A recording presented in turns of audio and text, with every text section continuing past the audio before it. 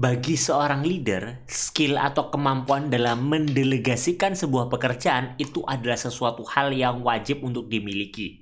Kenapa ini kemudian menjadi penting? Ya karena pada dasarnya seorang leader nggak bisa melakukan semuanya sendiri. Seorang leader butuh tim untuk membantu dia. Maka seorang leader perlu memiliki kemampuan mendelegasikan sehingga dia bisa membagikan pekerjaan dia dengan efektif dan diterima dengan baik oleh timnya. Dan dengan ini, tim pun akhirnya akan terus bertumbuh karena dia mendapatkan pekerjaan ataupun mendapatkan tantangan-tantangan baru di dalam tempat kerjanya yang telah didelegasikan oleh sang leader. Tapi apakah semudah itu mendelegasikan pekerjaan? Ternyata enggak. Di video ini kita akan bahas apa sih tantangan, apa sih hambatan, dan bagaimana seharusnya kita melakukan pendelegasian pekerjaan kita terhadap tim kita. Tapi sebelum itu izinkan saya bertanya kepada rekan-rekan semua. Pernah nggak sih rekan-rekan merasa bahwa sudah mengajarkan sesuatu kepada tim, sudah memberikan arahan kepada tim, tapi kok sepertinya tim itu nggak bisa-bisa ya? Atau mungkin rekan-rekan juga merasa tim ini sudah saya kasih training, sudah saya kasih pelatihan, tapi kok kayaknya salah terus yang dikerjakan. Sudah saya kasih tahu, sudah saya ingatkan, tapi tetap aja ada kesalahan yang dilakukan setiap harinya. Di dalam menjalankan peran sebagai leader, pernah nggak sih rekan-rekan mungkin melihat, mengamati, ataupun merasakan situasi seperti di atas?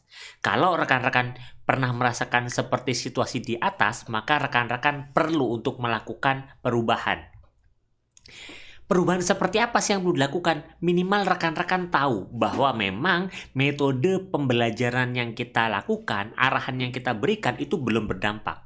Salah satu caranya agar apa yang kita delegasikan itu bisa lebih berdampak gitu ya, itu bisa menggunakan teknik namanya GRR atau Gradual Release Responsibility. Terus apa sih ini atau alat apa sih ini?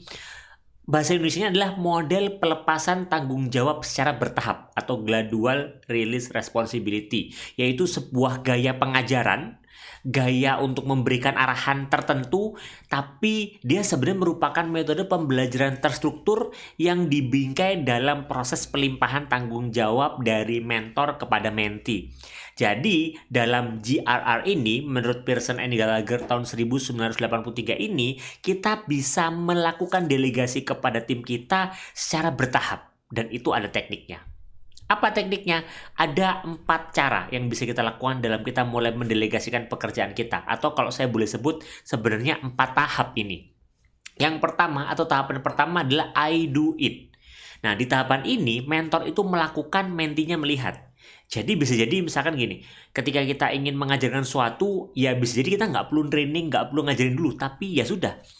Biarkan dia mengikuti atau melihat proses kerja dari leadernya yang itu adalah kita.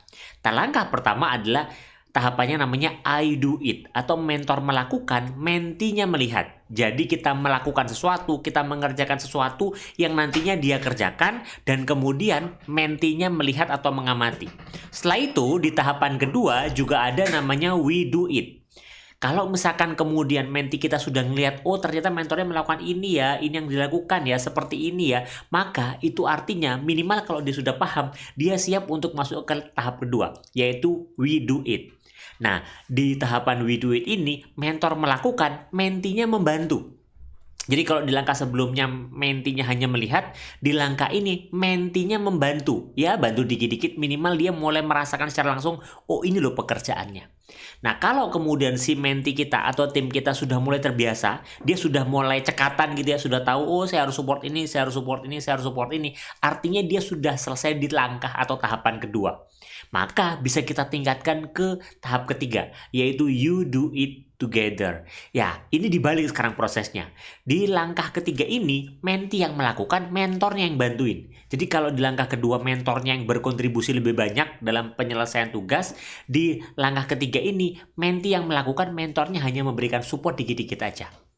Kalau ternyata mentinya sudah terbiasa, oh ternyata dia sudah bisa mandiri nih, saya cuma bantu dikit-dikit, lama-kelamaan support dari mentor atau leadernya itu makin dikit, maka itu artinya sudah sampai dan artinya tim kita sudah siap di tahap keempat, yaitu you do it alone. Yaitu menti melakukan, ya mentornya hanya melihat aja, mungkin sesekali hanya memberikan feedback, masukan untuk perbaikan ke depannya.